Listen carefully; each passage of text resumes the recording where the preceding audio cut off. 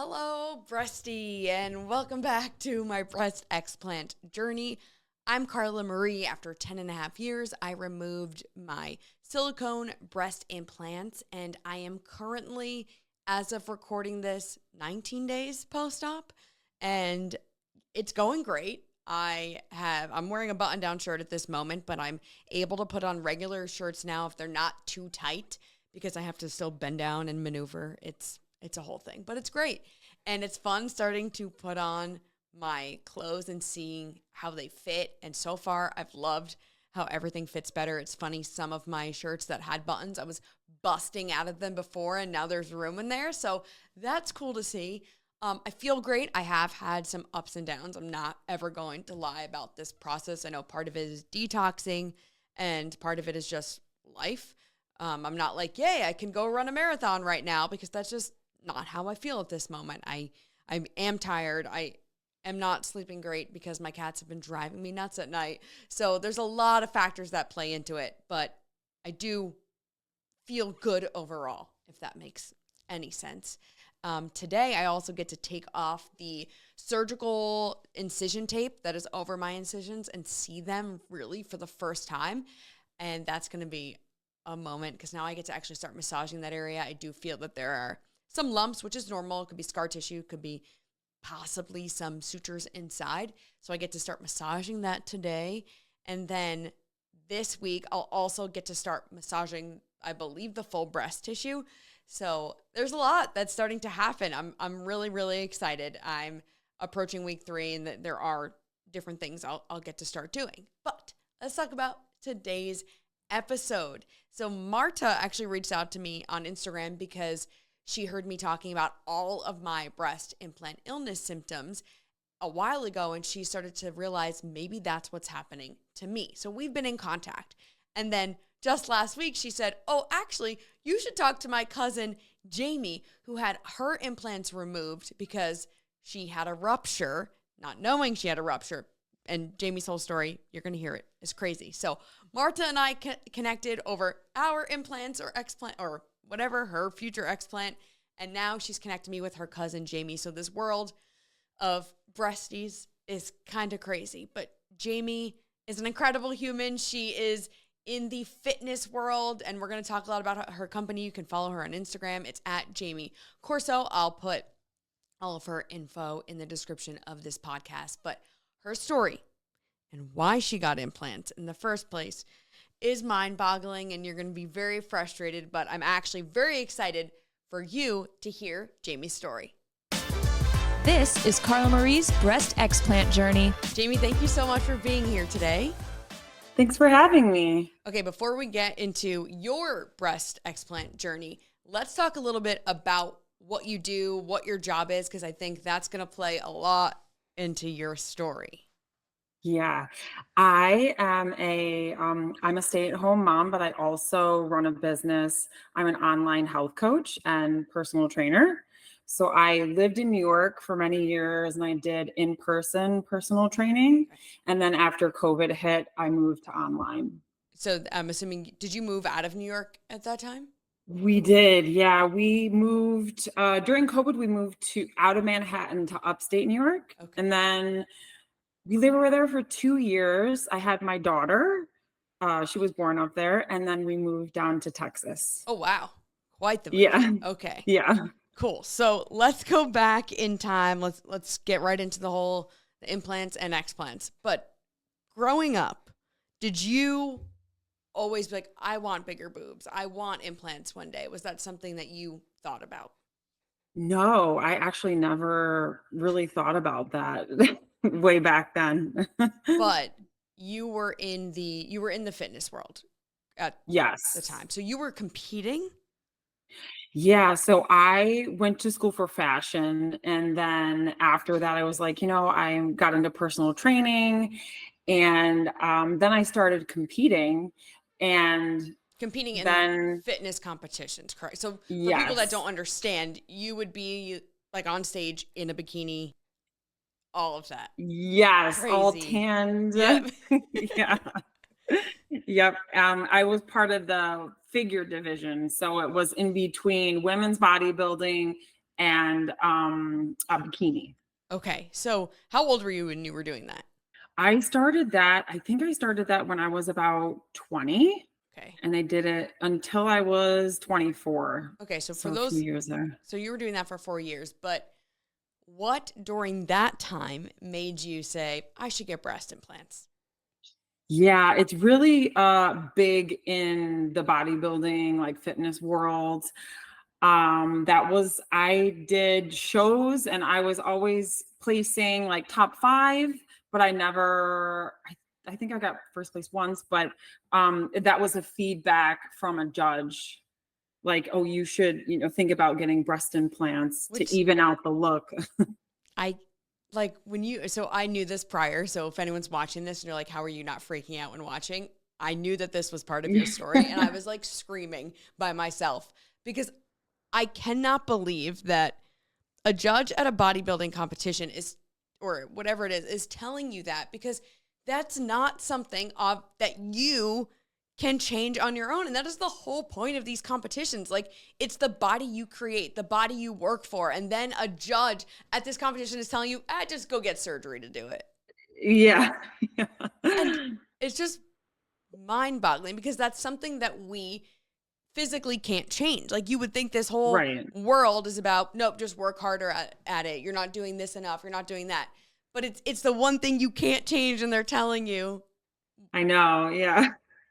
It's frustrating, but you I listened. know. I did. Yeah. I ended up getting implants in 2014. And how old were you at that point? I was 24. So you said, okay, like, what was the thought process? You just said, okay, great idea, I'm going to do it? Or did you go back and forth a bit? I think I went back and forth just a little bit of actually just going under the knife. Yeah. But not like the thought of like not getting implants, like the look of implants. I'm like, oh, well, I'm going to do under the muscle. It's going to be like great. So natural. And yeah. Okay, so you get implants, and then I know that recovery is a pain in the butt, especially when you're someone as active as you. So what was it like from the moment you get the implants in, just how you felt, and then also getting back into weightlifting and just working out? Yeah, I remember it was so hard for me because you have to I can't remember the exact amount of time I had to take off, but it was like just walking on a treadmill I'm for there how now. many weeks? Yeah. Yeah. And then finally being able to do a little bit of lower body and then gradually the upper body. It was very challenging because I wanted to get back into, Right. what I was doing before. Right. And when you're as fit as you are and even were then, you start to see your body changing super fast when you're not. I feel, at least, I don't know if it was like that for you, when you're not Yeah. working out as regularly or lifting as heavily as you normally do. Yes, definitely. Which is, now you're like, okay, well, I got these boobs, but now this is happening. I'm sure it's super frustrating. But did you like the way the implants looked? So at first, they're like, Yeah. they tell you, oh, you're going to have to, what are they like fluff or something? Yeah. Like, Well, the implants are super hard. They're like these boulders on your chest when you get the implants in, and they tell you they'll get softer over time and settle, which they do. right. But yeah, when you get them out, fluff is the word that they use for your breast tissue. Okay, right. Getting them in, they were like, when they settle, that's what Settle. they said. They Yeah. were like, they'll settle down. I think they told me like a year, maybe. Yeah. So yeah. I liked the way they looked, but I was kind of waiting for that Moment. settling. So Yeah. then you competed again, or I didn't compete after that. wait, what? I know. So we don't even know if the implants would have given you a high score. I know. My personal training was really taking off, and I got a boyfriend at the time, and Life. Yeah. Okay. So that was why. It wasn't like a physical reason, like the implants, you didn't feel great and you couldn't do that? No. I mean, after they were in, over the years, I just did not like the way they were feeling when I was doing upper body exercises. Yeah, Very so like just stiff feeling. And I want you to talk more about uncomfortable. that, how it felt with the implant. But did you feel like, other than how it felt, did it hinder you working out compared to prior? No. It just felt weird. Yeah, it just felt weird. So then what else went into the I need to explant process? Yeah, so I had them for 6 years, Man, okay. and I think maybe 2 years before I got them explanted, I kind of started to feel like one was getting smaller than the other, and I remember questioning my fiancé at the time and my husband now, like, I'm like, like, "Just this one looks smaller. Do you remember that, like, a long time ago?" He's like, Yeah. "No, no, you're fine." Like, and so that was my first inkling, was like, these don't feel right when I'm lifting and also like running. Mm. And I started to really see the one getting smaller Which over the years. which type of implants did you have? I had silicone. Okay. There were 375 cc's. Yeah. Both of them. Yeah. Okay. So then what was that moment of like, I think something's actually wrong? It's not just that one is getting smaller. What was that step like for you? Because there are probably a lot of women that are in the same situation as you, where they may not feel sick, but just doesn't feel right. Right. I felt like I was feeling some fatigue, and then I started researching more symptoms, and I was like, okay, actually, I am kind of lining up with a few of these symptoms. I didn't have drastic symptoms like I know some folks It's get. crazy. Yeah. But it was more this one is getting smaller. And then I went down the rabbit hole of looking at all, and just like, you know what, I think I'm done with these. Did you go back to the same surgeon who put them in? Or No, I found I actually went to a few explant consultations, and every doctor that I brought up, one is smaller than the other. I'm like, could it be a possible rupture? And everybody was like, no, no, no, wow. couldn't be. It's very rare for a rupture. What year was this when you were going through the This explant consult? was 2019. So breast implant illness and explanting was a thing at that point. Like, doctors were doing it pretty Hmm. regularly. Probably not as much as now, but it was a thing. And I feel like for them to be like, no, it can't be a rupture, is just, it's I crazy. know. Yeah. I think 3 or 4 doctors told me that. How did you decide on a doctor? Because that's something that a lot of people they don't know how to figure out what to do. Yeah, I did. So I should have done a little bit more research on deciding on a doctor. I didn't get an N block. I wanted to, like, after the fact, I was like, oh, I should have. But the surgeon that I ended up going with, he was in Pennsylvania. And a big reason I went with him, which kind of like thinking about it now is like, that was like a silly reason, was he didn't do drains. Okay. So, and I just wanted to get back, I like, get oh, it. I don't want these strains. I want to get back to like myself. Like, There, that's it. but there's still doctors now that don't do drains and are like, you're going to, I've had friends that haven't had drains and they've healed just fine. It's, Okay. Yeah. so I don't want you to stress about that. I had the drains and they were a pain in the ass, but I had them for, I think, 5 days. So it wasn't too Yeah. bad. But yeah, there are doctors that swear by it. My doctor does it for every person, but Hmm. then there are doctors that just never do it at all. So Right. yeah, it's not the end all be all. But so you still have the capsule inside then? No, Okay, he they took did that take it out. out. Yeah. So that's all that really Yeah. matters at this point. Yeah. Okay, so they go in there, and then what happens? And the first thing I get told when I woke up from surgery is like, oh, you were right. The left one was completely mush, like ruptured. That's wild. Yeah. Do they have any rhyme or reason how something like that happens? No, I was told they didn't know.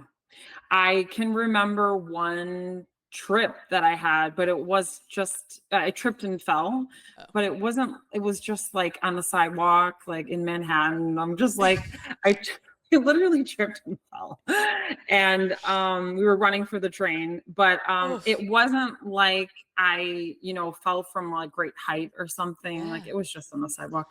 That was the only thing I could ever think of, but which is not crazy. No, but I mean, it could be, but also I wonder because I was starting to get concerned for me. Not mine were not ruptured, but I was starting to think I had some shoulder pain. Maybe I was like, am I doing something working out where they're under the muscle? Am I contracting my pec muscles so much that I'm just bursting this thing? Or did I go in the sauna too much and it softened it too much? Like my brain started going everywhere. So, I mean, there's so many ruptures out there. You have no idea at this Right. point what could cause it. But tripping and falling is, if that's what happened, that's wild because you're like, I can't even walk anywhere without I rupturing know. something. That's scary. Yeah.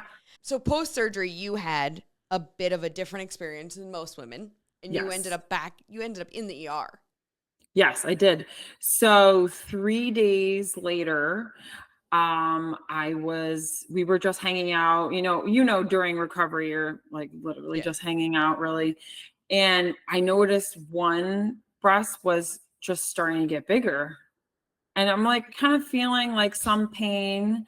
And I remember the doctor told me like, oh, you could get some fluid buildup in there because you don't have the drains. So if you get that, it's like slightly painful. You can come back down. We'll just drain it out. No big Oh, deal. And yeah. And so I was thinking like maybe that's what it is, and then just like just hours go by, 1 hour, 2 hour, and my boob was it was blowing up. you It went from was, having one that was randomly getting smaller to getting them out, and then one is randomly getting bigger. yeah. And so my husband and I, we went to a hospital. We went over to Lenox Hill because we were living in the Upper Oh, East Side in Manhattan at the time. And they were like, oh, my doctor, of course, I did it in December. So he went away for Christmas for the holiday after that. So he was gone, like on vacation. So I was trying to figure out what to do. I think I called the hotline, the nurses emergency yeah. line, and they were like, oh, go to the hospital. So we went to the Lenox Hill, and they didn't really want to talk to my doctor on the phone. They were being really difficult. And they were like, oh, you could do a CAT scan. Like, and I'm just like, I don't know. So we left. Oh my We God. just left. And we were like, should we just drive back to the hospital that I got them put Oh, so in or taken out? you had them taken out in an actual hospital. Oh, sorry. Yeah. Taken out in an actual Yeah, hospital. yeah, Not explanted. explanted in a hospital down in Pennsylvania. Okay. So we get in the car and we make the 2 hour drive down to like almost Philadelphia. Oh my God. And I like the pain was excruciating. My right breast was just growing in size like hourly, like That's as we were getting down there. It was so painful. so scary. Every bump, Oh my like my God. feet are on the I dashboard. can't Like I'm like, imagine. Bumps hurt me still now recovering. I can't imagine what it was like yeah. with that growing. So, were there other plastic surgeons that worked at that hospital? Yes. So my doctor was telling me so we were in Lenox Hill and he was saying, they won't talk to me. Like you should go and see the doctor that's on call down at my hospital. I'm away right now. So we were like, let's just do that. They know what's going on. As soon as I got there, we were sitting in the waiting room and they were starting to draw some blood just to check. And like, I started to feel nauseous and sweaty. I Oh, just God. laid on the ground. The doctor walked in and he took one look at me and was like, prep her for surgery right now. Like, you might need a transfusion. Like, this is a big emergency. This is internal bleeding. Yeah. Oh my God. Okay, so they had to do a second surgery. It wasn't just like, oh, we're going to syringe drain it. No, he was like, this is not fluid. This is blood filling. How does that even happen? I think it was like it just burst, like something in there. It just burst. Yeah. And filled So how the long? cap, the empty, because your body was just used to having that implant. So I guess now So the I understand why empty- you were saying you wish you went to a doctor that had Yeah, drains. with the 'Cause trains, yeah. now I'm understanding the point of drains because I was like, well, some Yeah. doctors do it and some don't. Okay, now I get it. So how many days after was this after your explant? This was 3 days, this emergency surgery. And it's wild because like doing all the anesthesia to like just that close, I felt great after the initial explant, but after this emergency surgery, my body was I'm done. like I just felt, yeah. So did they go into this, like, what do they cut into? What do they do for this emergency surgery? They drained it all, and he told me you might need a transfusion, but and I think they cauterized too because there's just an active Yeah. leak of blood. So it ended up being 700 cc's of blood. That's Yeah. the size of, Oh, that's double the size of what your implants double. were. Yeah. Yeah. Holy. Yeah. It was wild. So what was that recovery like then? Because you said you didn't feel great, but Yeah, that one was definitely worse. My body had been through so much at that point, and I was so nervous at that point to even like move. move. Yeah. But I had drains put in. I remember just crying after that surgery. Like, I am just emotionally, physically spent. Like, So at yeah. this point in your life, do you regret getting the implants? Yes, that was so much I put my body through Yeah. for just so unnecessary, like, reasons. And I know we all have our reasons, we all have whatever why we do it, but it's also like you were, for me, I'm like, you're so fit and you were so like why did you do it? And I get it. I'm like, that's more of a rhetorical question. I look at you and I'm like, oh my, I went through your whole Instagram. I'm like, oh my God, what? I wish I looked like this right now. Like, and you're obviously you put a lot of work into what you do, and that's why you are able to coach other women, or anyone. But I'm looking at, I'm like, man, we all make these decisions to do it for whatever it is, someone telling us that we should do it, or Right. whatever's in our own mind. And I'm looking at you like, oh my God, she's perfect. Why would she ever do that? And it's just, we all have these things that we do it for, and it's mind boggling. Yeah, definitely. And you ended up going through 3 surgeries total for all Yeah. of this. Mhm. Yeah, there's no real answers to why we do this to ourselves. But I know. so then was recovery, I guess, time-wise, was it the same for you if you just had an explant, or was it different because you had to do that emergency surgery? I think it ended up being longer. It did. Okay. Yeah. So how long until you got back into really working out? Yeah, I think it was interesting because this happened end of December, and then COVID happened in March. Oh, So I had I think it ended up being 6 weeks geez. Okay. until I like got back into lifting weights. I was still like walking around the city and training clients, and just being active that way, but back into lifting weights. And then I think I had maybe 4 weeks of lifting weights and then COVID. Okay.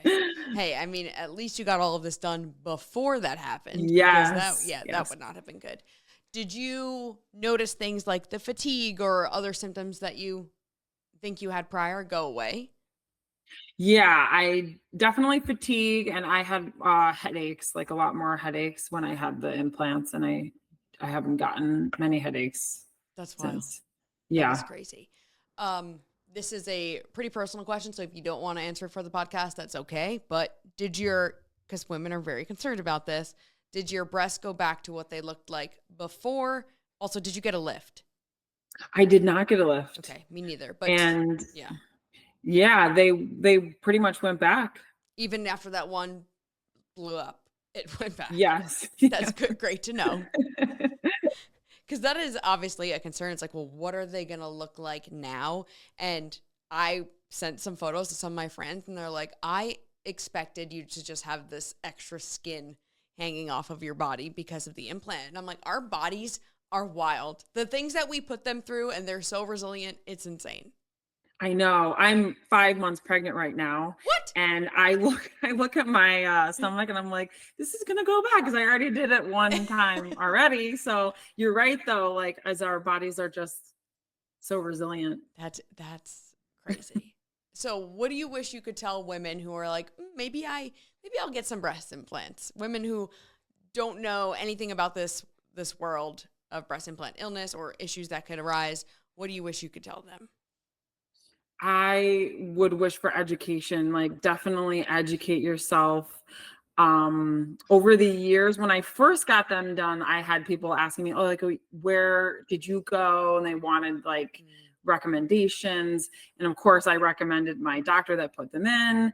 And now, hindsight looking back, I wish I kind of pushed, like, a little bit for more education, just to be your own advocate. To, you don't know how your body's going to react. For sure. And I agree with that completely, because in the very beginning, same thing for me. Like, I was working on the radio and was promoting the doctor. Not that it wasn't a bad thing that I got implants at all. He did a great job. I can't complain at all. Right. But then once I learned about breast implant illness, and I didn't really have symptoms yet, and women would come to me and be like, "Hey, I'm thinking about getting implants." I was like, just so you know, there's also this thing that I didn't know about that now exists, or at least we have a name for it. And I would always put that disclaimer, because I'm like, I'm not letting you put something in your body without me telling you if I know this is a thing. And then when I started thinking about getting them out, which was, at least 3 years ago at this point, I would tell women, like, "Hey, just a heads up, I'm also contemplating this," because Right. I think transparency is the best thing that we can give other women or anyone thinking about going through this, hence why I'm doing this whole thing. Definitely. So do you think that implants should be available as a thing for people to get? I think so. I think they should be available, but I think there should be a lot more like warnings with them. I was told when I first got them in, when I was doing the consultation with the doctor, like, "Oh, the nurse said to me, you could get hit by a Big Mac truck and die, and your implants will still survive." Okay, so then what happened here, because yours Yeah. didn't? Yeah, I know. So I just think, yeah, there should definitely be more information out Like, there. I love that that's what they told you in the consult, opposed to like, "Hey, just so you know, there are issues that come with these." Like, you care about your implants surviving. Right. Oh my God. Well, Arizona right now, as far as I know, is the only state where there are like actual warnings that doctors have to tell women. In a previous episode of the podcast, I talked to Robin, who got that as a law passed in her state. Oh, And wow, when that's she started to amazing. do it in other states, there was a lot of people that started realizing, hey, this passed in Arizona. And there was some lobbying that started to happen, and big plastic got in there. But Wow. she's still working on it. There's way more stories coming out where hopefully women will get educated on just knowing that there's risks. That's all. No one's telling you not to do it. Right. There's just a risk. And if you're not feeling great, maybe this is why. So I think we all all of us who have been through it are kind of have the same mindset about it from what I'm learning. But thank you for sharing your story here. I think it's Of important course. because this was way different than other stories that we've had on this podcast. But tell people more about what you do and how, if they're interested in you being their fitness coach, no matter where they live, how they can reach out to you, and maybe what the program looks like, or what it looks like Yeah, with you. I have two separate programs where I work one-on-one through FaceTime. And you can take me anywhere with you, really, to a gym, to your Cool. garage gym, anywhere in your house.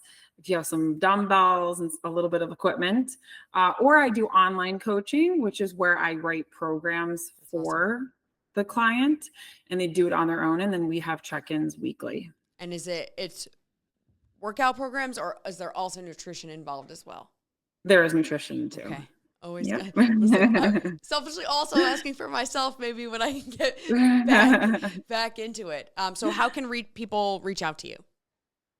You can email me at liftwithjamie at gmail.com, or you can find me on Instagram at Jamie Corso. Okay, so I will put all of that information also in the description of this podcast. So if you're hearing this or watching this, it's below, so you can get in touch with Jamie and support, and just go check out her Instagram too, because you've got some great content on there as well that people can check out. And I do love that every year you share about your explant. Yes, I do. Every year on the anniversary. I think that's great. I think it's important. I was like scrolling back. I'm like, oh, and there it is. At another year, she talked about it. So Yes. no, I do love that you do that. But thank you again for being here. I appreciate it. Thanks for having me.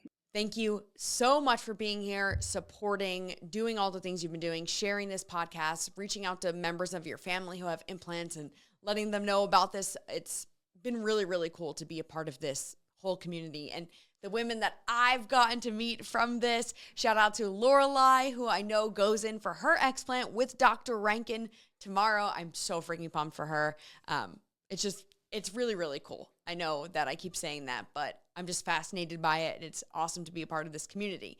And as I go through this recovery process, I am sharing a lot on Instagram and TikTok. Is at the Carla Marie. So you can see things like me putting on how I put on a shirt. That's on there. I revealed taking off my ace bandage for the last time. So that was fun. There's a lot I'll be posting. So if you want some other behind the scenes things, you can go there at the Carla Marie. And I'm very curious as to what you want more of on this podcast, because like I said, it's a mini series. It's not going to go on forever. And I don't want to just keep sharing the same thing over and over again. But if there's anything specific you want to hear on this podcast while I have this platform, please let me know. Reach out, hello@carlamarieandanthony.com. Maybe you want to share your own story. I am more than happy to hear from you. Again, hello@carlamarieandanthony.com. You can always listen to the Morning Show podcast. That is my day job. That is the podcast I do with my co-host Anthony Monday through Friday. It's a daily podcast under 25 minutes, gives you everything you need to start your day. And then also we have the Carla Marie and Anthony show. That is a live video show. It's a lot of fun. That's on YouTube and Twitch 3 mornings a week. All the info, though, is in the description of this podcast or this video, wherever you are watching or listening. Thank you so much for being here and listening, whether you have implants or not. It's been really cool hearing from everyone who are just fascinated by this whole world of breast implants and breast implant illness. Thank you again. Peace out, boobies.